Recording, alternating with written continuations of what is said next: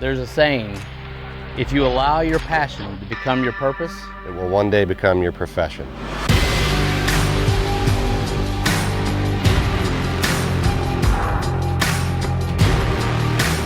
Our job is to give people the opportunity at the fish of a lifetime. But on our days off, it's our turn.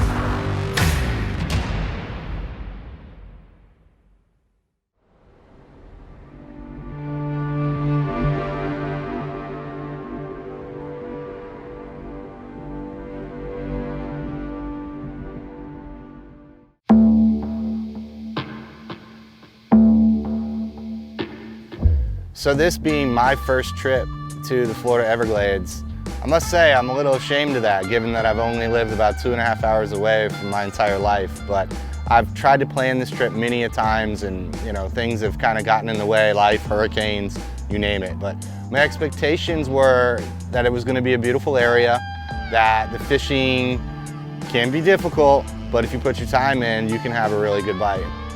Coming to Everglades City has been something that Jeremy and I have talked about, but scheduling and weather is just seemed like it all kind of jams it up.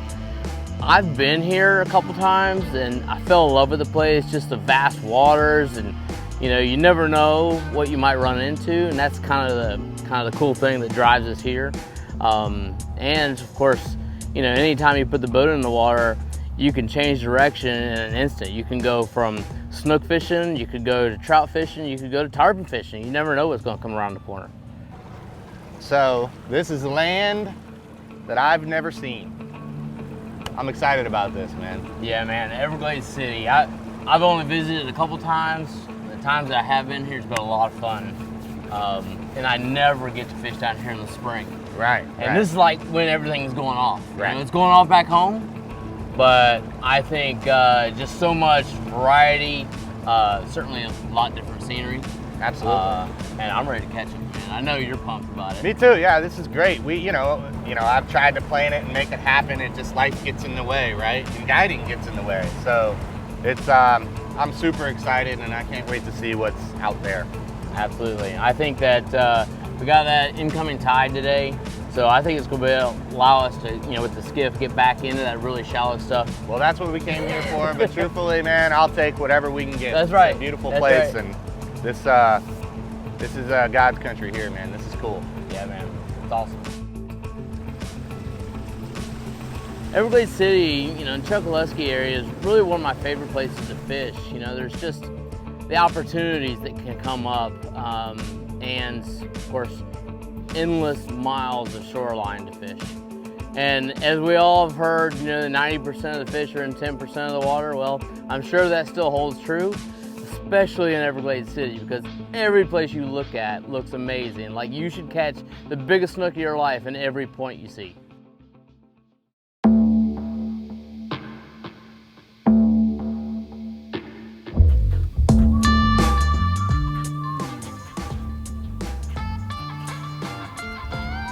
Look at that little sneaky branch sticking out there.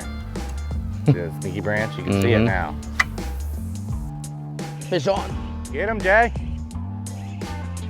Coming at you? Yeah. That's a redfish. Fish. Didn't we just say? Aren't all the redfish to the north?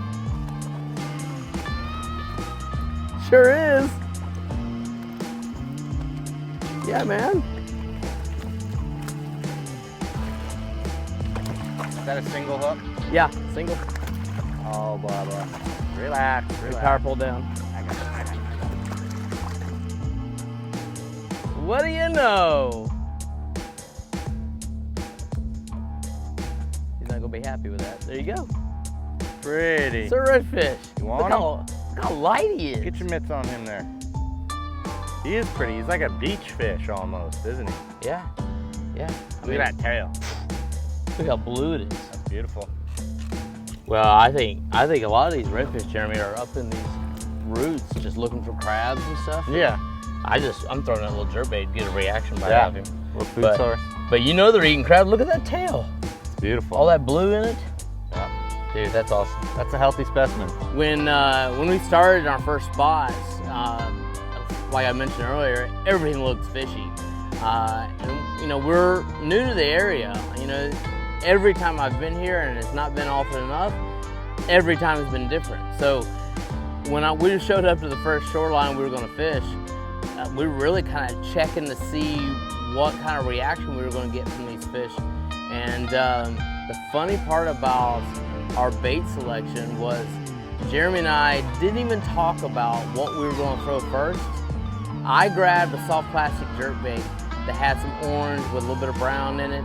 He grabbed a hard twitch bait that had a little bit of brown, a little bit of orange in it. Totally didn't talk about the color selection, but come to find out, that's what really worked for us, is to be able to catch them on that soft plastic, and of course any of that color change with the orange and that brown worked out well for us.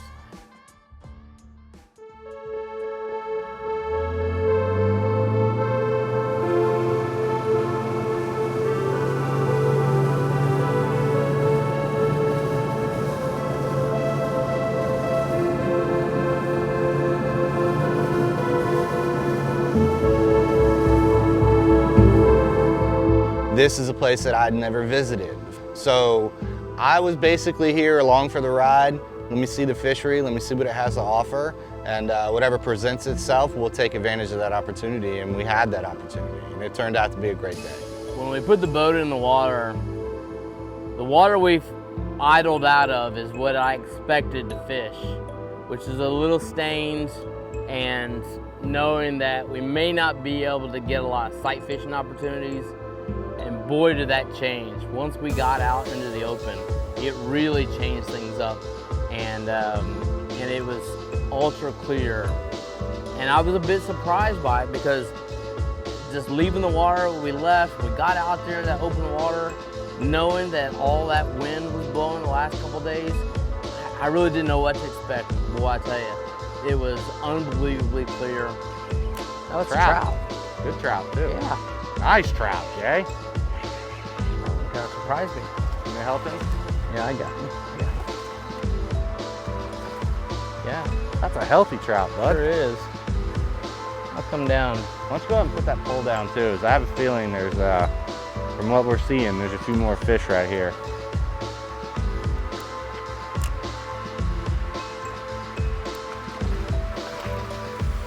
Yeah, man. Oh, hey, don't jump in the boat now. Beautiful fish. He's trying to throw that hook.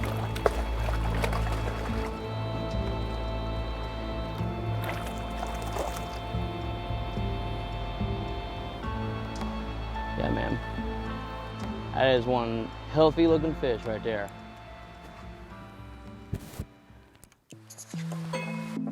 So on throughout the day, it seemed like it got better and better. One of the things we found is the tide here moves incredibly fast. A lot bigger tide swings than what we see typically at home. So, you know, going from a low tide, maybe a 0.5 to a 2.6 in basically 5 hours, that was a lot of water movement. And we found the fish on the upper end of that incoming tide, and boy, did we catch them. Oh. Gotcha. Got him? Trouty? Trouty. Oh, that's Mine, bub. that's your See, trout. that's how you know you got a good one. I was pointing at how nice that fish looked. Oh, that's the one you have. You know, I gotta tell you, coming to Everglades City was not what I was thinking we were gonna be catching. Well, that's Some nice trout. You know, honestly, man, that's what's so cool about this is like, you think what, tarpon and big snook, right? Yeah. And back home, we haven't been catching trout like this. Right, neither have So, I. You know, this is awesome, man.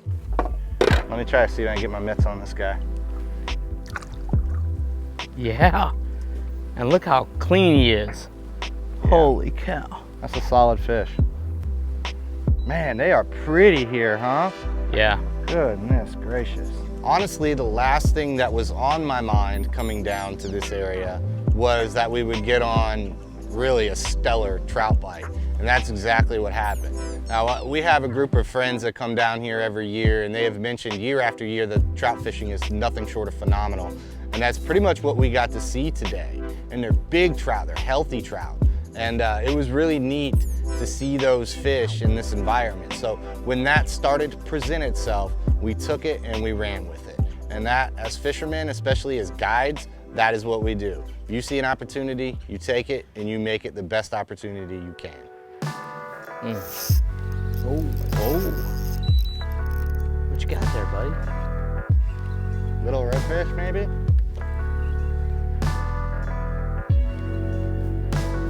Okay, yeah, that's exactly what it is. Oh, he loved that bait too. God, hammered it. I wasn't ready for him.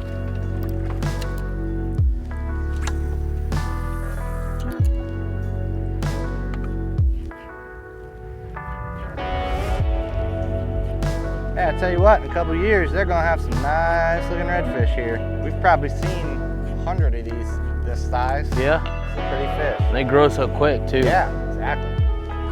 Back in the pool, Bubba. Hammered me. So in my experience in coming to the Everglades and the 10,000 islands, from either Flamingo to Everglades City, not one time has been the same. And that's actually a cool thing. If you really put it in perspective of what this area can bring for you, is every experience you're gonna have down here is gonna be different, and it can be triumphant. You can catch a lot of fish, and I've had some days there are a lot of struggles. Regardless of how good your electronics are, you still have to fish the waters. And you know, if you don't spend a lot of time down here, where Jeremy and I don't get much opportunity to do that, you know, you gotta really cover some ground to try and make something happen.